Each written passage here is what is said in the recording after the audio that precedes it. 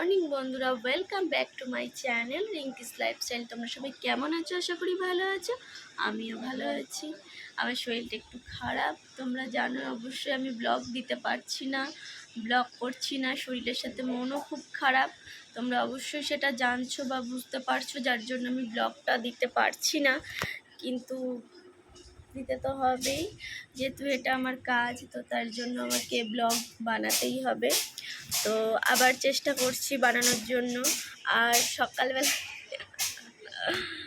সকালবেলায় মেয়েকে স্কুলে দিয়ে চলে এসেছি। এখন একটু রান্নাবান্নাও করতে হবে। আজকে মাছের মাথা দিয়ে মুগ ডাল করতে হবে। বিছনা টিছনা কিচ্ছু তোলা হয়নি, বিছনা তুলবো, ঘর ঝাড় দেবো, সব কিছুই করতে হবে।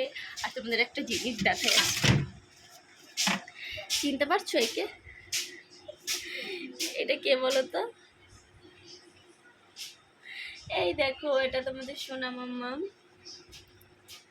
এটা ছোটোবেলায়, এটা তোমাদেরকে শেয়ার করছি ভালো করে। এটা যত সময় 7 মাসের ছবি ওর।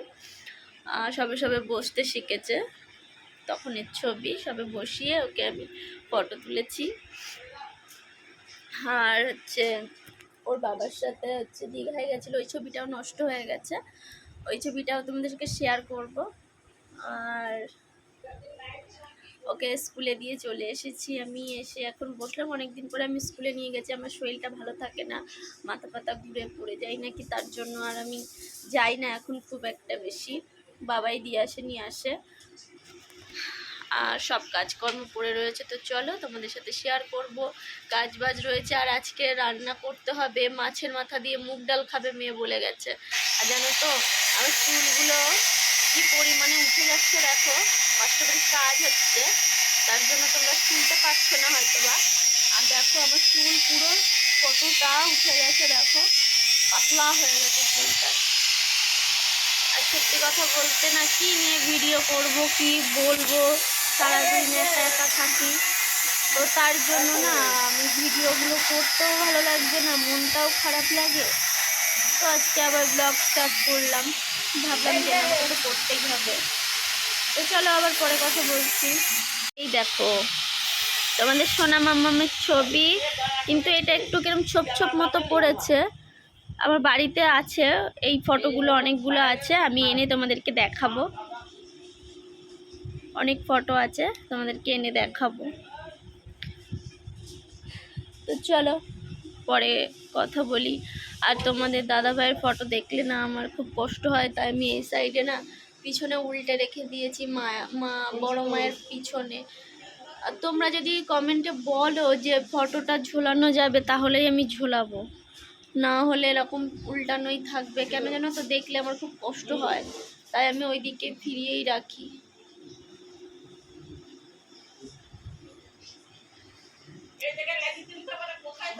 তো চলো আবার পরে কথা বলি। আমি একটু বিছনাগুলো তুলে নিই। তো রান্না বান্না করে আমি বাসনগুলো ধুতে চলে এসেছি। তোমাদের শেয়ার করা হয়নি কি রান্না করেছি। তো জলের আওয়াজে কিছু শোনা যাচ্ছে না, বাথরুমে এসেছি বাসনগুলো ধোবো বলে। আর এখানে জল ভরছি, আর তোমাদেরকে দেখাচ্ছি কি রান্না করেছি। আর মেয়েকে বাবা আনতে গেছে, মেয়ে আসবে এক্ষুনি। আর ওই এসে গা হাত পা ধোবে, আমিও তার আগে গা হাত পা স্নান করে বেরোবো। উপরের ঘর ঠরগুলো আজকে এখনো গোছানো হয়নি, আজকে ভাবছি আগে স্নানটা করি তারপরে। জল, বাসনগুলো রয়েছে। আরে এই যে মানে চলে এসছে। কুলফি কিনেছিস? সাইড করে রাখো জুতো। চলো বাসনগুলো ধুয়ে নিয়ে আগে। শোনা, ফোনটা নিয়ে যা। আমি বাসন টাসন ধুয়ে নিচের থেকে উপরের ঘরে এসেছি। হঠাৎ করে ভিডিওগুলো দেখছিলাম, খুব কষ্ট হচ্ছিল। ওর ভিডিওগুলো যখন আজকে আমি চালিয়ে দেখছি, ভীষণ কষ্ট লাগে, বলে বোঝাতে পারবো তো।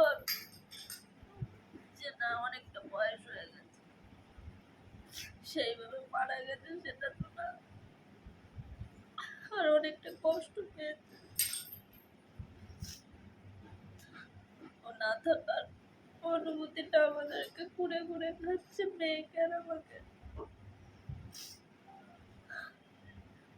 কষ্ট তো পাচ্ছিল, আমরাও জানি, কিন্তু এরকমটা না হলেও তো পারত। ভগবান চাইলে তো সবই সম্ভব, কিন্তু কেন এরকম হলো আমাদের সাথে? এতটা কষ্ট কেন পেল? হাত পাতে ফোসকা টুসকা উঠে, জিভটা ফোসকা পড়ে শেষ হয়ে গেছে। আর এমন দিন আমার শরীরটাও খুব খারাপ হয়ে যাচ্ছে। আমি কি করব না করব কিছু বুঝতে পারছি না। আমার খেতে খেতে ইচ্ছা করে না, ভালোই লাগে না যে আমি এটা খাবো খাবো, আমার কিচ্ছু ইচ্ছা করে না। আজকের ভিডিওগুলো আমি যখন দেখছিলাম, আমি জিভ দেখাতে বলেছিলাম, ব্যথা ব্যথা হচ্ছে, বাচ্চাদের মতো জিভটা বের করে দেখাচ্ছিল। সেদিনও বুঝতে পারিনি যে ও বেশি দিন নেই।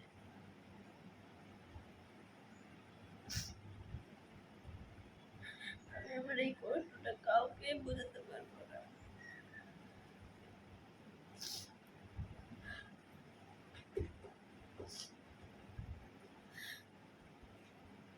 আগের দিনগুলো সবসময় ঘুরে ঘুরে খাবে আমাকে। ও আর আমি একসাথে খেতাম। ও মারা যাওয়ার পর থেকে আমার খেতে ইচ্ছে করে না। আমার মাছ মাংস এগুলো খেতেও ইচ্ছে করে না।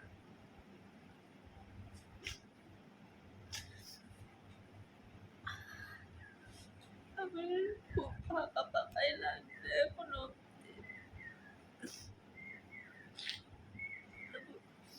মেয়েটাকে মানুষ করতে হবে, তার জন্য আমি চেষ্টা করি মেয়েকে নিয়ে চলার, কিন্তু পাচ্ছি না।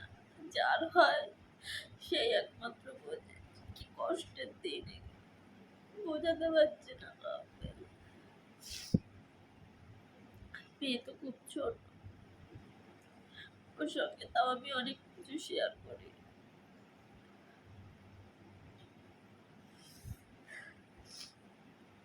আমার মেয়ে অনেকটা বোঝে, আমি ওকে অনেক কিছু শেয়ার করি, তো সেটা আমার থেকে শোনার চেষ্টা করে, বোঝার চেষ্টা করে।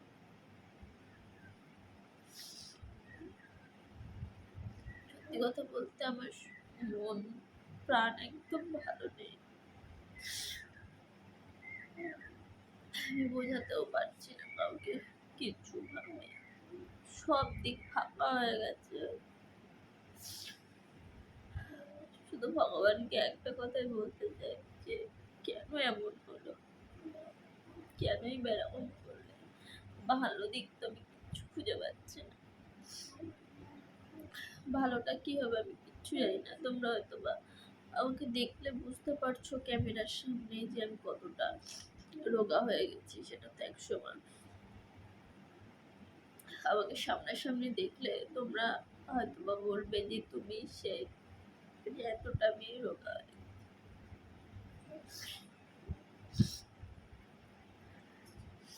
কথা বলতে আমার খুব কষ্ট হচ্ছে, খুব। আমি কাউকে বলতে পারি না, তাই তোমাদের সামনে ক্যামেরাটা অন করে বসে মানে কথা বলতে বাধ্য হলাম।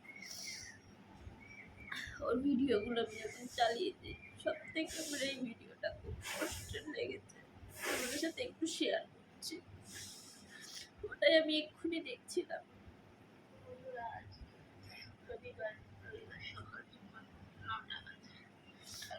এই ভিডিওটা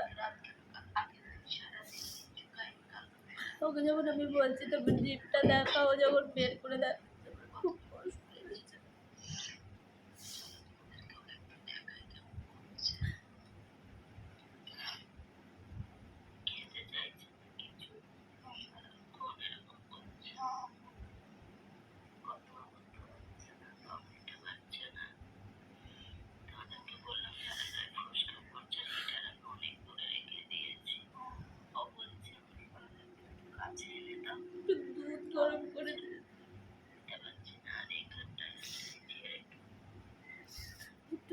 গরম করে দিয়েছে, তাকে বলছে আমার বউ চলে যায়।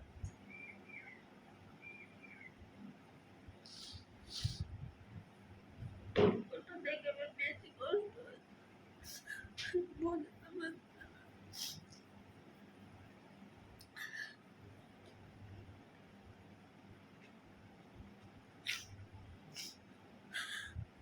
যে মানুষটা বাবা মাকে এত ভালোবাসতো, এত অসুস্থতার মধ্যে কাউকে পাশে পায়নি, কাউকে না, তারা এতটা নিষ্ঠুর, পড়ে যাওয়ার পরেও কেউ পাশে এসে দাঁড়ায়নি, ওকে দেখতে পারে।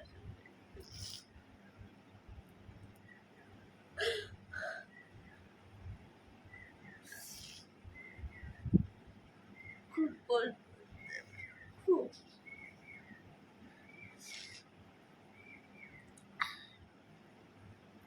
এখন আমার কিছু না কিছু ভেবে রেখেছে আমার মেয়ের জন্য।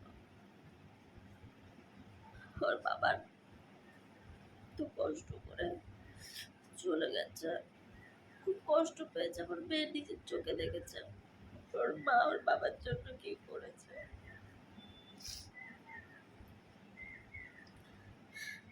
আর আমার স্বামীও সবসময় আমাকে আশীর্বাদ করতো।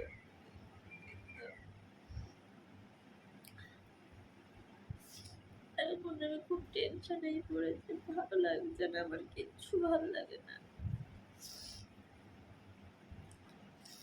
সব ভগবান ঠিক করে দিতে পারে, এটা তো সত্যি কথাই, কিন্তু ঠিক করে ঠিক হবে আমি কিচ্ছু বুঝতে পারছি না, তার উপরে আমার বিশ্বাস আছে।